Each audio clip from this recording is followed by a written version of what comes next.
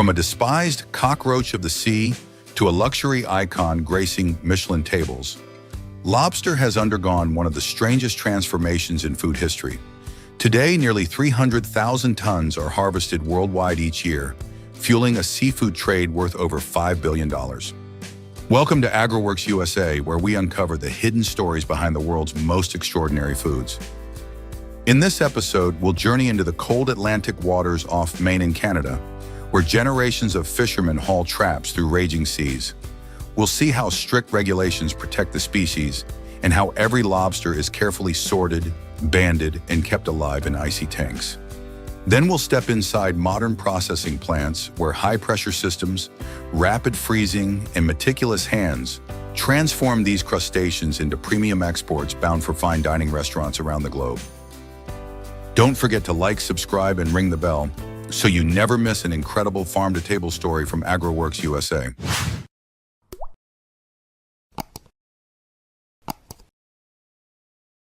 Lobsters are among the ocean's most remarkable survivors. Many live 50 to 70 years, with rare individuals surpassing a full century. Their anatomy gives them a unique advantage. A massive crusher claw capable of exerting over 100 pounds of pressure and a sharper pincer claw designed for surgical precision. Beyond their extraordinary biology, lobsters also stand out for their nutritional profile. Compared to shrimp, they deliver roughly 1.5 times more protein, while remaining exceptionally low in fat. They are also rich in zinc, selenium, and vitamin B12, micronutrients that support immune health, brain function, and energy metabolism. These qualities help explain their premium reputation on the global market. In North America, lobsters are classified into two main categories: hard-shell lobsters, with thicker shells and firmer meat prized for export and fine dining, and soft-shell lobsters, freshly molted, more delicate, and mainly consumed locally. Whether shipped live across continents or processed into frozen tails, claws, and vacuum-sealed meat packs, lobsters have become a versatile luxury that bridges both domestic demand and international trade. The global lobster industry is anchored in the cold, rugged waters of the North Atlantic, especially along the coast of Maine and the Canadian Maritimes. These regions provide the perfect environment: rocky seabeds, kelp forests, and depths of 30 to 50 feet, where lobsters feed, spawn, and take shelter. Timing is everything. The main harvest season begins in early summer, typically June, when rising water temperatures draw lobsters closer to shore. Activity peaks through late summer and early fall, creating the most favorable conditions for trap fishing. During these months, fleets of small boats set out daily, racing against weather, tides, and time. The scale is staggering. In Maine alone, more than 5,600 licensed lobstermen deploy between 500 and 800 traps per vessel, supported by a massive network of dock crews, dealers, and processors. This fishery sustains over 39,000 jobs across the state, making lobster not just a delicacy, but a cultural and economic lifeline. Passed down through generations, the annual lobster season blends tradition, community, and a multi-billion-dollar global trade. Are you surprised that more than 5,600 fishermen in Maine make their living from lobster? Would you like to experience a trip at sea with them? Leave your thoughts in the comments below, and don't forget to subscribe and ring the bell so you never miss a new AgriWorks USA video. At the heart of the lobster industry is an ancient method still thriving today: trap fishing. Each trap begins with bait, most often herring or cod, selected for its strong odor. The smellier the bait, the more it draws lobsters roaming the seabed. Built from durable wire mesh, traps are engineered with one-way entrances that let lobsters crawl inside but prevent escape. For sustainability, every trap includes a small escape hatch, allowing undersized lobsters and bycatch to return safely to the ocean. Once prepared, traps are lowered into the water, typically at depths of 30 to 50 feet, and marked by brightly painted buoys drifting on the waves. Fishermen set hundreds in a single trip, leaving them overnight or for up to 24 hours before hauling them back aboard. Regulations are strict.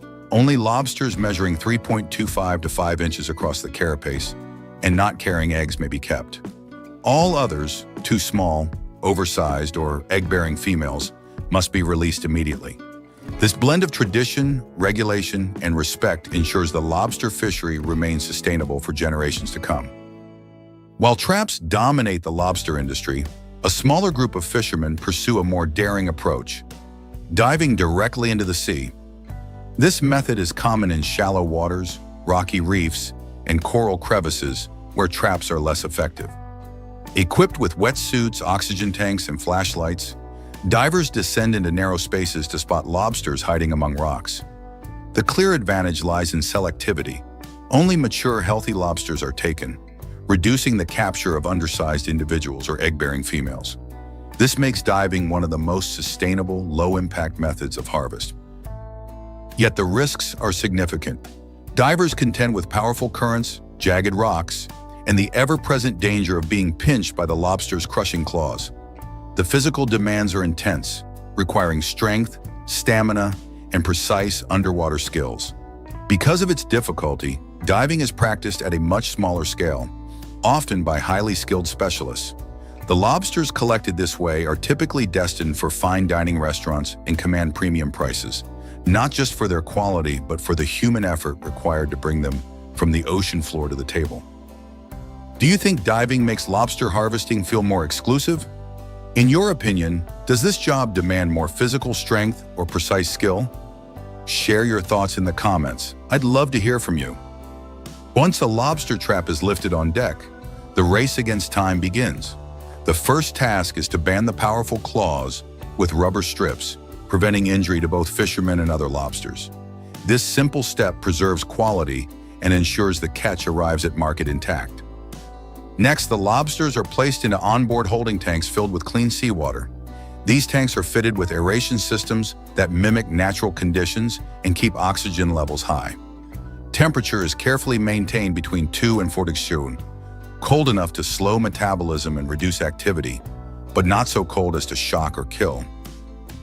During peak season, crews labor 16 to 20 hours per day, constantly checking tanks and replenishing bait for the next round of traps. A single vessel can carry several tons of live lobsters, all dependent on stable water quality to survive the journey back to shore. For the fishermen, freshness equals profit. Only lobsters that arrive strong, healthy, and undamaged can command premium value in the global market. When lobsters arrive at the processing facility, the first step is a strict health inspection. Workers check reflexes, shell color, and claw strength to ensure only healthy individuals move forward. They are then separated into two main categories: hard-shell lobsters with firm meat and thicker shells, prized for export and fine dining, and soft-shell lobsters, freshly molted, more fragile, and typically consumed locally. From here, lobsters are transferred into large recirculating seawater tanks designed to replicate natural ocean conditions. Every parameter, oxygen, salinity, temperature, and pH, is closely monitored by sensors, keeping mortality rates below 2% and preserving flavor and texture. For lobsters not sold live, modern processing begins. Many are placed into high-pressure processing, HPP systems, where pressures up to 1,000 megapascals separate the meat from the shell in just a few minutes, without the use of heat or chemicals. The meat is then rapidly frozen at 40 degrees Celsius, vacuum-sealed and packed into standardized cartons. Whether destined for export markets or domestic retailers, this meticulous chain of inspection, sorting, and processing ensures that each lobster maintains the premium quality expected worldwide. Do you believe freezing lobster at 40 degrees truly preserves its natural flavor? Let me know what you think in the comments, and don't forget to leave a like, subscribe, and turn on notifications to keep exploring with AgroWorks USA. Behind the luxury of lobster lies a constant struggle for sustainability. In the United States and Canada, regulations strictly forbid keeping lobsters under 3.25 inches or over 5 inches, as well as any female carrying eggs. These measures protect breeding stocks and help sustain the fishery year after year. Trap designs also include escape vents, ensuring undersized lobsters and non-target species can return safely to the sea. Yet challenges remain. The Gulf of Maine is warming faster than almost any other ocean region, pushing lobster populations northward and raising questions about the fishery's future. At the same time, some critics argue that handling and banding live lobsters causes unnecessary stress, fueling debate over animal welfare and seafood supply chains. Supporters counter that strict rules, traditional practices, and evolving technology make lobster one of the world's best managed wild fisheries, an industry that balances human demand with stewardship of a fragile marine ecosystem. Hidden among coral reefs, groupers take nearly 24 months to grow to 30 kilograms. Yet a single harvest can be worth tens of thousands of dollars before these giants appear under the golden lights of Michelin-starred tables. What turned this once elusive predator into the sea gold of modern aquaculture? Welcome to AgroWorks USA, where we reveal the hidden stories behind the world's most extraordinary foods. In the next part, we'll explore the incredible grouper industry, from hatcheries where fragile larvae are raised to massive sea cages stretching across the ocean. We'll uncover how advanced feed formulas, automated monitoring, and meticulous farming methods transform wild reef hunters into one of the most valuable farmed fish on the planet. And finally, we'll follow each grouper into modern processing plants, where precision cutting, quick freezing, and vacuum sealing prepare them for global markets. Don't forget to like, subscribe, and ring the bell to join us on more journeys from farm to table. Groupers are remarkable reef predators, known for their firm white flesh and slow but steady growth. One of their most unusual traits is sequential hermaphroditism. Many start life as males and later transform into females once they reach a certain size or age. This adaptation helps sustain reproduction in the wild and makes the species highly adaptable to aquaculture. At full maturity, groupers can exceed 30 kilograms, with dense, muscular bodies that deliver premium meat favored by chefs worldwide. On the farming side, grouper has grown into a global industry. China dominates, producing more than 60% of farm supply through vast hatcheries and offshore cages. Southeast Asian countries like Vietnam, Indonesia, and Malaysia also contribute heavily, particularly through coastal cage systems. Meanwhile, the United States functions mainly as a consumer market, importing hundreds of millions of dollars worth annually. With a grow-out cycle of 18-24 months to reach market weight, grouper farming is labor and capital intensive, but yields strong profits, securing its status as sea gold. The journey of farmed grouper begins in specialized hatcheries, where broodstock are carefully selected for size, health, and genetic quality. To stimulate spawning, farmers manipulate light, temperature, and sometimes introduce hormone treatments. Once fertilized, eggs hatch into tiny larvae that are extremely fragile, requiring pristine conditions to survive. The larvae are kept in indoor tanks filled with seawater, filtered through mechanical, biological, and UV systems to remove pathogens. During their earliest days, they are fed live feeds such as rotifers and brine shrimp, Artemia, providing the proteins and fats needed for rapid growth. As they develop, the diet gradually shifts to micropellets, helping them adapt to the feed used in grow-out systems. This stage is critical. Survival rates in the wild are often less than 1%, but modern hatcheries can achieve 30 to 50% survival, a dramatic improvement that makes commercial farming viable. After several weeks, the juveniles, now stronger and more resilient, are ready to be transferred into larger nursery tanks or sea cages, marking the beginning of their long grow-out phase. Before we dive into the next section, hit the like button if you'd love to see the process of grouper hatching from eggs into tiny fry. Do you think UV treatment and biofiltration are effective ways to protect these fragile juveniles? Share your thoughts in the comments below, and don't forget to subscribe and ring the bell so you never miss a new video from AgroWorks USA. Once juveniles leave the hatchery, they enter large-scale grow-out systems designed to raise them to market size. Two main models dominate production: indoor tanks, often made of concrete or composite materials, allow precise control over water quality, lighting, and temperature. These systems are favored in areas where biosecurity is critical, as they reduce exposure to disease and predators. The more common method, however, is sea cage farming. Offshore cages, round or square, and often 10-20 meters across, are anchored in coastal waters with steady currents. The open environment provides continuous water exchange, ensuring oxygen-rich conditions that promote healthy growth. Farmers monitor oxygen, temperature, and pH using sensors, while cameras track fish behavior and feeding activity. Nutrition is the backbone of successful grouper farming. In their juvenile stage, groupers are gradually weaned from live feed onto formulated pellets. These pellets, either floating or sinking, are made from fish meal, squid meal, and fish oil, enriched with vitamins and minerals to maximize health and growth. Because grouper are carnivorous, their diets must be high in protein, often exceeding 45% crude protein content. Feeding is carried out multiple times a day, sometimes by hand, but increasingly with automated feeders that release precise amounts on schedule. This reduces waste, ensures even distribution, and lowers the risk of water pollution. Farmers also monitor feeding behavior through underwater cameras, adjusting portions based on appetite and activity. Consistent feeding and careful monitoring yield steady growth rates, with groupers gaining mass while maintaining firm texture and premium flavor. Research is now exploring alternatives to fish meal, such as soybean, algae, and microbial proteins, to cut costs and improve sustainability. Balancing nutrition, efficiency, and environmental impact is key to making grouper a profitable, yet responsible sea gold for the future. Do you think grouper feed should rely more on traditional fish meal, or should we prioritize plant-based alternatives? Let me know your opinion in the comments. I'd love to hear your thoughts. After nearly 2 years of careful rearing, the grouper's journey reaches its most demanding stage, harvest. At sea cages, farmers gradually tighten the nets, herding thousands of fish toward the center. From here, workers use large, soft mesh nets to lift the groupers one by one. This gentle approach is essential, as even minor scratches can reduce commercial value in high-end markets.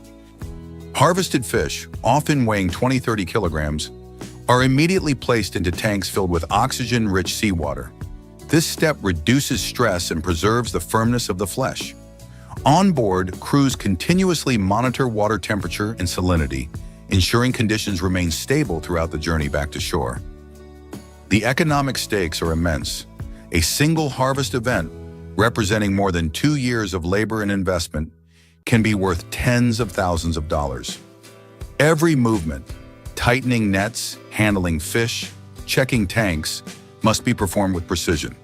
For farmers, successful harvesting is not only a financial milestone, but also the culmination of skill, patience, and technology working in harmony. Once groupers reach the processing facility, speed and precision become the priority. The fish are first passed through high-pressure washing systems where cold jets remove sand, scales, and surface impurities. From there, they are graded by size and condition.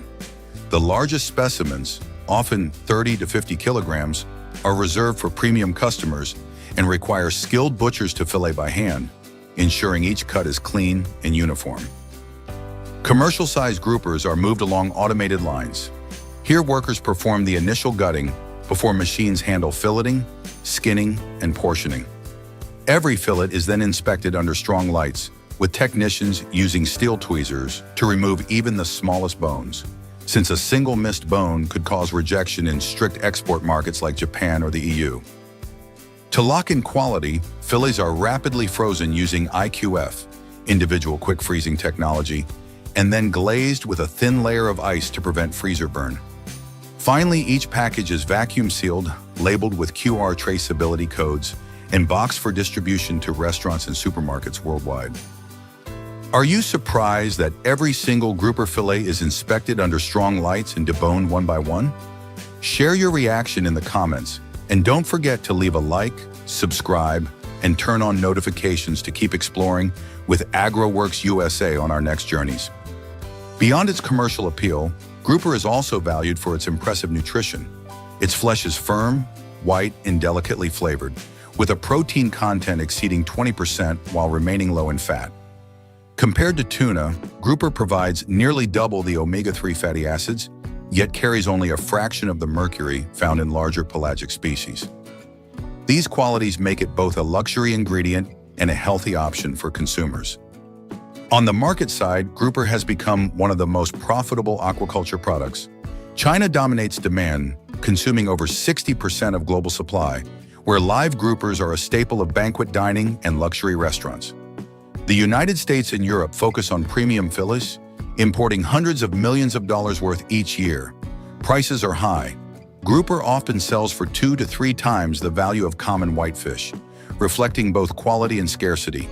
A single large harvest can be worth tens of thousands of dollars, turning grouper into true sea gold and a cornerstone of global seafood trade. Grouper aquaculture offers a promising alternative to relieve pressure on wild stocks, which have been heavily overfished in many regions. By raising fish in controlled systems, farmers can produce a stable supply while protecting natural populations. Yet this industry faces serious challenges. Disease outbreaks remain a constant risk in dense farming environments, and dependence on fish meal and fish oil keeps feed costs high while adding strain on other marine resources. Environmental concerns also loom large. Waste and uneaten feed from sea cages can accumulate on the seabed, leading to nutrient pollution and damage to fragile coral ecosystems. To address these issues, researchers are developing sustainable feeds based on soy, algae, and microbial proteins, while farms are adopting recirculating aquaculture systems, RAS, and deploying IoT sensors to monitor water quality in real time. The future of grouper farming hinges on striking a balance between profitability, ecological responsibility, and meeting rising global demand. From the icy traps of Maine to the vast sea cages of Asia, both lobster and grouper embody the extraordinary journey from ocean to table. Each represents more than a delicacy. Lobster, once scorned as sea cockroach, is now a luxury worth billions. Grouper, once a hidden reef predator, has become sea gold through modern aquaculture. Their stories highlight the tension between tradition and technology, abundance and sustainability, profit and responsibility. As consumers, we enjoy the flavor, but behind every bite lies years of labor, risk, and innovation. Would you still savor them the same way, knowing the struggles behind each harvest? Don't forget to like, subscribe, and ring the bell for more AgriWorks USA stories.